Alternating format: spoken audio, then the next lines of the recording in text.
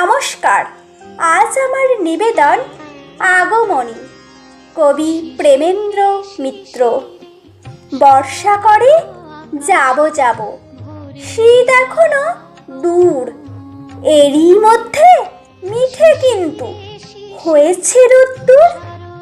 মেঘগুলো সব দূর আকাশে, পারছে না ঠিক বুঝতে, ঝরবে নাকি যাবে উড়ে অন্য কোথাও খুঁজতে। থেকে থেকে তাই কি শুনি বুক কাঁপানো ডাক, হাঁকটা যতই হোক না জবর, মধ্যে ফাঁকির ফাঁক। আকাশ বাতাস আনমনা আজ, শুনে কোন ধ্বনি, চির নতুন হয়েও অচিন একার আগমনী।